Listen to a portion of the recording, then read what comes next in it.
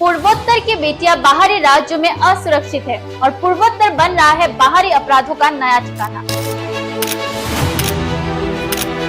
पिछले कुछ हफ्तों में देश के अलग अलग हिस्सों से एक ही तरह की कई खबरें सामने आई। सभी खबरें एक ही दिशा की ओर इशारा कर रही है। पूर्वोत्तर राज्य की बेटियां बाहरी राज्यों में संदिग्ध परिस्थितियों में मारी जा रही है और वही कुछ बाहरी लोग पूर्वोत्तर में आकर संगीन अपराधों को अंजाम दे रहे हैं। नमस्कार, मैं रेचल सिन्हा और आप देख रहे हैं न्यूज़ 1 नॉर्थ ईस्ट।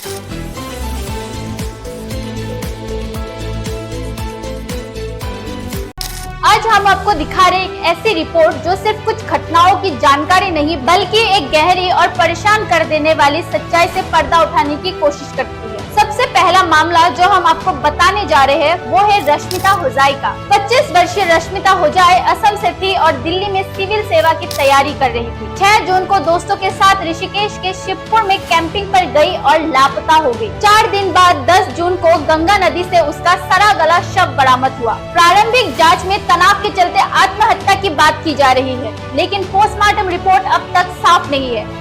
दोस्तों से पूछताछ अधूरी है, कोई सीसीटीवी फुटेज या सुसाइड नोट नहीं मिला है।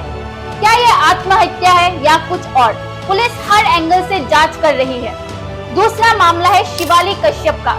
नाजिरा असम की रहने वाली शिवाली अहमदाबाद में रह रही थी। रात 12:34 तक अपनी मां से फोन पर बात कर रही थी। आधे घंटे बाद परिवार को खबर दी गई, वो छत से गिर गई और मर गई।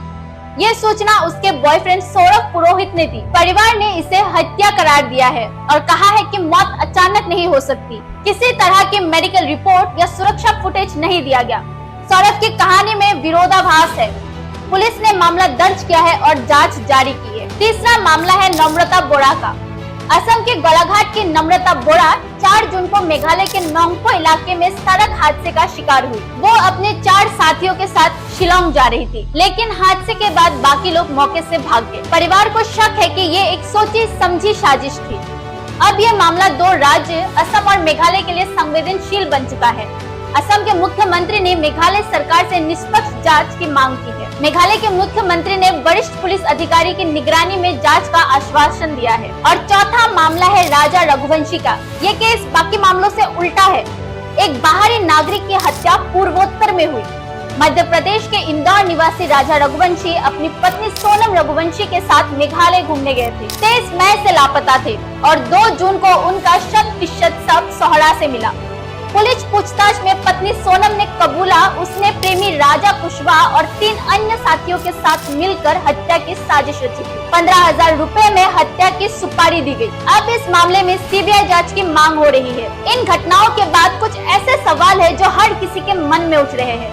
क्या पूर्वोत्तर के नागरिकों को बाहरी राज्य में सुरक्षा मिल रही है? क्या केंद्र और राज्य सरकार को इन मामलों पर संयुक्त कार्यनीति नहीं बनानी चाहिए? इन 4 मामलों ने ये स्पष्ट कर दिया है कि या तो पूर्वोत्तर के लोगों को बाहरी राज्य में गंभीरता से नहीं लिया जा रहा या फिर वहाँ के सिस्टम में कहीं ना कहीं चूक हो रही है।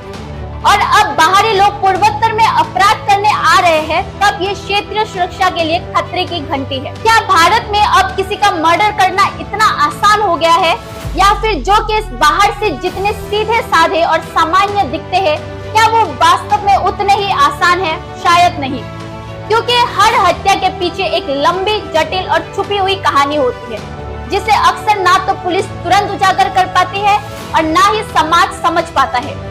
आजकल ऐसा लगने लगा है जैसे किसी की जान लेना एक आम बात बनती जा रही है। कहीं प्रेम संबंधों की आड़ में तो कहीं दोस्तों के नाम पर और कभी कभी तो पारिवारिक मतभेद भी खून खराबे तक पहुंच जाते हैं। असली चिंता की बात यह है कि हमारे समाज में हत्या को लेकर संवेदनशीलता कम होती जा रही है। ना इंसाफ की रफ्तार तेज है, ना डर का असर बचा है। यही वजह है कि एक के बाद एक संगीन हत्याएं सामने आ रही है और ज्यादातर में सच्चाई या तो दबा दी जाती है या फिर बहुत देर से सामने आती है। इसलिए अब वक्त आ गया है कि हम सामान्य लगने वाले केस को भी गहराई से समझें, क्योंकि जो दिखाई देता है वो हमेशा पूरा सच नहीं होता, ताकि आगे जाकर ना कोई रश्मिता, शिवाली और नम्रता दोबारा खोई जाए और ना कोई राजा रघुवंशी अगला शिकार बने। आपकी राय हमें कमेंट में जरूर बताइएगा। Bureau report, news 1 north east, Guwahati.